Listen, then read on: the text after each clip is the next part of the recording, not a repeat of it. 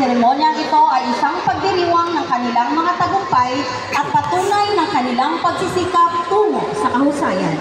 Malugod na pagbati sa inyong lahat at maligayang pagdalo sa ika-31 paggawad ng pagkilala ng mataas na paaralan ng Marigondon na may temang Henerasyon ng Pagkakaisa, Kaagapan sa Bagong Pilipinas.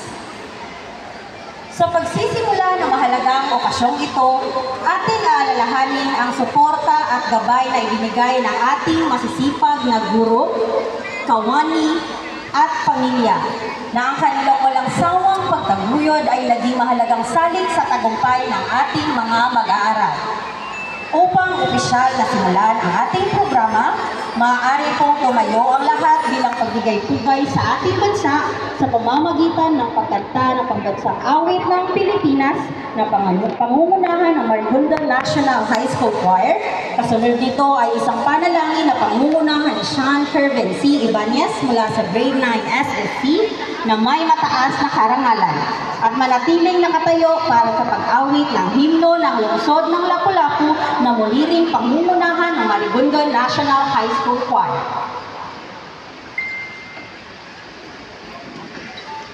Kayang mag-ibig dahil sa silangan, alam ng puso sa tulubuan.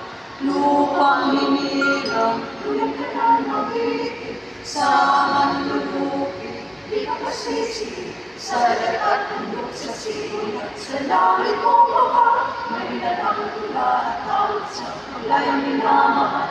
Ang istat ng mapawat ko'y takong pananalilig, ang liwanag at araw na kayo, ang may mag-irimig, lupa ng araw ng buwan, at ipagsinta, ko'y langit sa piling mo. Ang iligaya na pag may malapit, ang mamatay ng dahil sa'yo.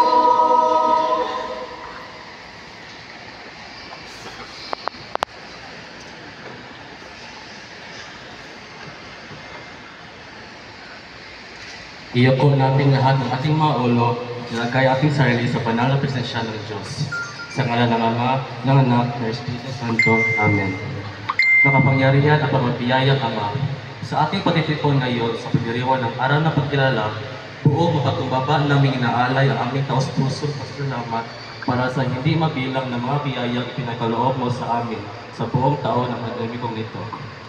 Nagpapasalamat kami sa kaloob ng kaalaman, sa lakas na magtiyaga ng aming pag-aaral at sa mga pagkatalaong munlad, hindi lang sa talino, kung pati rin na rin sa pagkatao.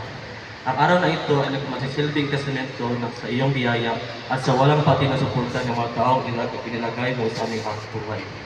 Panginoon, itinataas namin sa iyo ang aming mga guro at tagapayo na ang dedikasyon, karunungan at patnubay ay nakatulong sa paghubog ng mga individual na kami ay nagiging. Naway patuloy mo silang pagwalain sa kanilang marangal na bukasyon ng pagtuturo at pagbigay inspirasyon sa mga kabataang isipan. Nag-aalok din kami ng aming taos-pusong pasalamat para sa aming mga magulang at nakapag-alalaga ng mga sakripisyo at walang pasubay. Sa pagsisimula ng seremonyang ito, hinihiling namin na ang iyong banal na presensya ay makasama namin.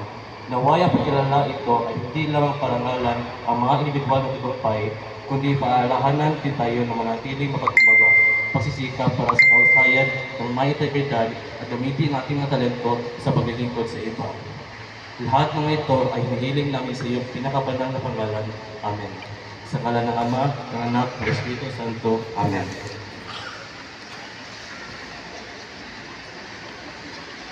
La